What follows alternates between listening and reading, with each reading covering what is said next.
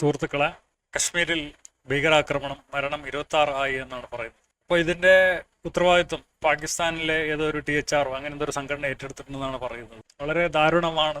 വിനോദയാത്രക്ക് പോകുന്ന ആളുകളാണ് കൊല്ലപ്പെട്ടത്. തീർച്ചയായിട്ടും എല്ലാവരും പറയുന്നത് പോലെ ഈ വൃത്തികേട് അല്ലെങ്കിൽ പാതകം, ക്രൂരകൃത്യം ചെയ്ത ആളുകൾ, അതായത് കൃത്യത്തിൽ പങ്കെടുത്ത ആൾക്കാരെയൊക്കെ കൊന്നു എന്നാണ് പറയപ്പെടുന്നത്. അതായത് സൈന്യം ഭീകരവാദികളൊക്കെ കൊന്നു എന്നാണ് പറയുന്നത്. പക്ഷെ ഇത് ആരാണ് ഇതിന്റെ പിന്നിൽ? ഈ കത്തിയാണ് ഈ ഭീകരർ. പക്ഷെ ആ കത്തി ആരാണ് പിടിച്ചിരുന്നത്? ആ കത്തി പിടിച്ച കൈകൾ കണക്ട് ചെയ്യുന്ന തലച്ചോറ് ഏതാണ് എന്നുള്ളത് തീർച്ചയായിട്ടും നമ്മൾ അന്വേഷിക്കണം, കണ്ടുപിടിക്കണം. പാകിസ്ഥാൻ ആണെങ്കിൽ പാകിസ്ഥാനെ ആക്രമിക്കണം, പാകിസ്ഥാനിലെ ജനങ്ങളെയല്ല. ഇപ്പോൾ ഈ കുറ്റകൃത്യം ചെയ്തത് ഏതൊരു ഭീകരവാദ സംഘടന ഏറ്റെടുത്തിട്ടുണ്ട്. അപ്പൊ ഇന്ത്യ പാകിസ്ഥാനോട് പറയുക, പിന്നെ ഇന്ന ആൾക്കാർ ഞങ്ങളുടെ രാജ്യത്ത് വന്നിട്ട് നിരപരാധികൾ. അപ്പൊ ഈ രാജ്യത്തിന്റെ തീരുമാനം നടപ്പിലാക്കുന്നതിൽ ഇന്ന് പോയ യാത്രക്കാർക്ക് യാതൊരു പങ്കുമില്ല. അപ്പൊ അങ്ങനെയുള്ള നിരപരാധികളെ കൊന്ന, ഭീകരത ആസൂത്രണം ചെയ്ത തലച്ചോറുകൾ ഇല്ലാതാവേണ്ടതുണ്ട്. അപ്പൊ ആ തലച്ചോറുകളെ ഞങ്ങൾ ഏൽപ്പിക്കണമെന്ന് മാന്യമായിട്ട് ആവശ്യപ്പെടുക. കാരണം അതിൽ കൂടുതൽ ചിന്തിക്കാനൊന്നുമില്ല. നിരപരാധികളെ കൊല്ലുന്നത് ഏത് അളവ് പോലെ വെച്ച് നോക്കിയാലും അത് തെറ്റാണ്. അത് ഇസ്രായേൽ ചെയ്താലും, ഇന്ത്യ ചെയ്താലും, പാകിസ്ഥാൻ ചെയ്താലും, സൗദി ചെയ്താലും, ഞാൻ ചെയ്താലും തെറ്റാണ്. അപ്പോൾ അതിന് പാകിസ്ഥാൻ തയ്യാറല്ലെങ്കിൽ പാകിസ്ഥാൻ സർക്കാർ സംവിധാനങ്ങൾക്ക് തിരിച്ചടി കൊടുക്കുക, അവരെ ആക്രമിക്കുകയാണെങ്കിൽ ആക്രമിക്കണം. അങ്ങനെയാണ് മോദിയും അമിത്ഷായും ഒക്കെ കഴിവ് തെളിയിക്കേണ്ടത്. അല്ലാതെ ഇവിടുത്തെ പാവപ്പെട്ട ന്യൂനപക്ഷങ്ങളുടെ, നിരപരാധികളായ ന്യൂനപക്ഷങ്ങളുടെ ദേഹത്ത് കയറിയിട്ടല്ല. നമ്മുടെ രാജ്യം എപ്പോഴും സുശക്തമായിരിക്കണം. ഇന്ത്യ എന്നുള്ള രാജ്യത്ത് എല്ലാവരും ഒറ്റക്കെട്ടായിരിക്കണം. ഈ രാജ്യം ഞങ്ങളുടേതാണ്. ഞങ്ങളുടെ രാജ്യത്തെക്കാൾ ഞങ്ങൾക്ക് സുരക്ഷിതത്വവും സന്തോഷവും മറ്റു രാജ്യങ്ങൾക്ക് നൽകാൻ കഴിയില്ല.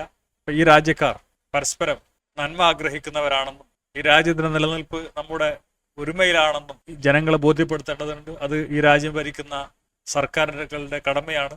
മതത്തിന്റെ പേരിലോ രാഷ്ട്രീയത്തിന്റെ പേരിലോ ചർച്ചകളും വഴക്കുകളും ഒക്കെ ആവാം. പക്ഷേ അതിന്റെ ആത്യന്തികമായ ലക്ഷ്യം നമ്മുടെ ഐക്യമായിരിക്കണം. അപ്പൊ നമ്മളെ തകർക്കാൻ വരുന്ന ഏതൊരു ശക്തിയെയും നമുക്ക് ഒറ്റക്കെട്ടായിട്ട് നേരിടാൻ കഴിയണം. നമ്മുടെ ശരീരത്തിൽ വ്രണങ്ങൾ ഉണ്ടാകുമ്പോഴാണ് പുറത്തുള്ള ഈച്ചകൾ വന്നിട്ട് ഇരിക്കുന്നത്. അപ്പൊ വ്രണങ്ങൾ ഉണ്ടാകാതിരിക്കാൻ സൂക്ഷിക്കേണ്ടതുണ്ട്. നമ്മുടെ രാജ്യത്ത് ആർക്കെങ്കിലും ഇതെന്റെ രാജ്യമല്ല, എന്നോട് ഈ രാജ്യം ചിറ്റമ്മ നയം നടപ്പാക്കുന്നു, അല്ലെങ്കിൽ എന്നോട് ഈ രാജ്യം മോശമായിട്ട് പെരുമാറുന്നെന്ന് തോന്നിയാൽ അത് മറ്റുള്ളവർ മുതലെടുക്കും. അങ്ങനെ പല രാജ്യങ്ങളിലും സംഭവിച്ചത് കൊണ്ടാണ് ആ രാജ്യം രക്തക്കളമാകുന്നത്, ആഭ്യന്തര കലാപങ്ങൾ ഉണ്ടാകുന്നത്, പ്രശ്നങ്ങൾ ഉണ്ടാകുന്നത്, രക്തച്ചൊരിച്ചിലുകൾ ഉണ്ടാകുന്നത്. അത് ആ രാജ്യത്തിന്റെ തകർച്ചയ്ക്ക് കാരണമാവുകയും ചെയ്യുന്നത്. അപ്പോൾ നമ്മുടെ രാജ്യം ഒറ്റക്കെട്ടാവണം, പ്രശ്നങ്ങൾ കുത്തിപ്പൊക്കരുത് എന്നുള്ളതും കൂടി ഈ അവസരത്തിൽ ഞാൻ ഓർമ്മപ്പെടുത്തുകയാണ്. മ്യാൻമാർ, ശ്രീലങ്ക, പാലസ്തീൻ, കോങ്കോ, അങ്ങനെ ലോകത്ത് ഇഷ്ടം പോലെ പ്രശ്നങ്ങൾ ഉള്ള സ്ഥലങ്ങൾ നമ്മൾക്ക് അറിയാം.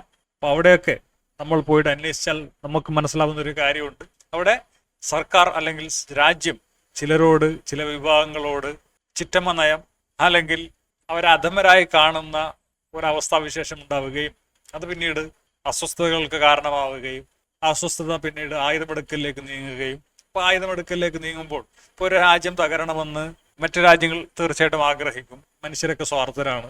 അങ്ങനെ അവർ സഹായിക്കുകയും ചെയ്യും. ഇപ്പോൾ യുക്രൈനെ അമേരിക്ക സഹായിച്ചു, യൂറോപ്പ് സഹായിച്ചു. അവസാനം യുക്രൈനോട് അമേരിക്ക എന്താ പറയുന്നത്? ഇപ്പോൾ നിങ്ങളുടെ സമ്പത്തുകൾ, ധാതു സമ്പത്തുകൾ, ഭൂമിയിൽ നിന്നുള്ള ഖനനം ചെയ്യുന്ന ധാതു സമ്പത്തുകൾ ഞങ്ങൾക്ക് വേണം, അതിനൊപ്പിടാണ് തന്നെ പറയുന്നത്. അപ്പൊ നമ്മളെ ആരും പുറത്തുനിന്ന് ആരും സഹായിക്കില്ല, ഏത് മതക്കാരാണെങ്കിലും സഹായിക്കില്ല. ഇവിടുത്തെ മുസ്ലിങ്ങൾ വിചാരിക്കുന്നുണ്ട് ഞങ്ങളെ പാകിസ്ഥാൻ മുസ്ലിങ്ങൾ അല്ലെങ്കിൽ സൗദി മുസ്ലിങ്ങൾ സഹായിക്കുന്നു.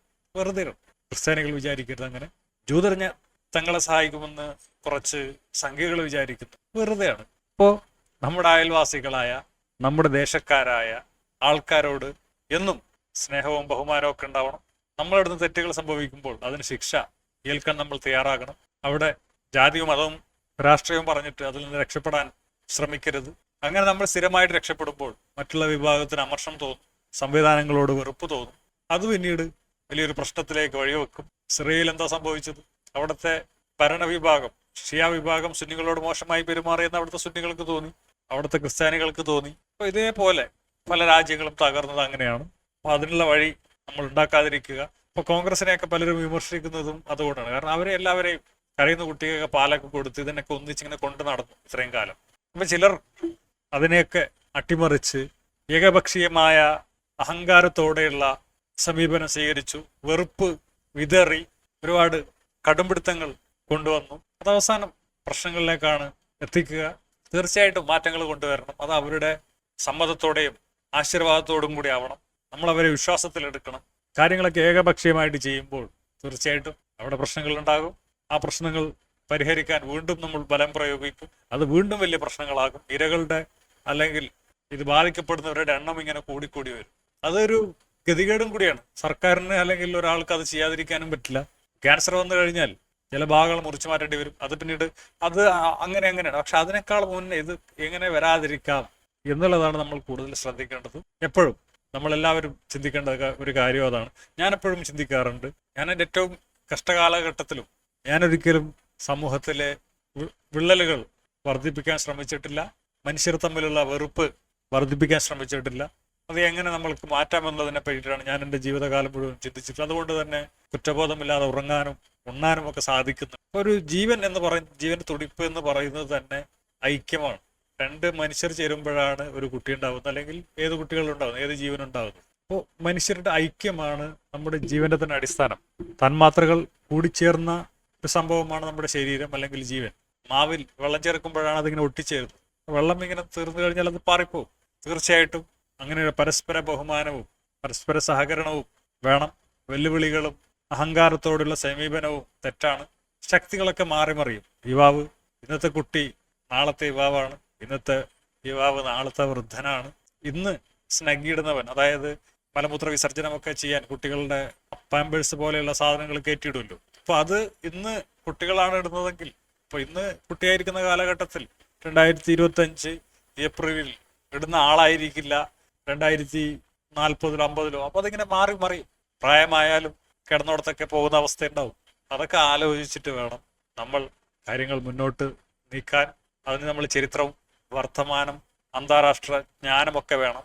രാജ്യങ്ങളുടെ മാപ്പുകൾ ഇഷ്ടംപോലെ മാറ്റി വരക്കപ്പെട്ടിട്ടുണ്ട്. മാറ്റി വരക്കപ്പെടാത്ത രാജ്യങ്ങളുടെ മാപ്പുകൾ വളരെ കുറവാണ്. ആളുകൾ മാറി മറിയും, മതങ്ങൾ മാറി മറിയും, ശക്തികൾ മാറി മറിയും. ആ മതങ്ങളിലുള്ള അല്ലെങ്കിൽ രാഷ്ട്രീയ പാർട്ടിയിലുള്ള നമ്മുടെ സ്വാധീനം മാറി മറിയും.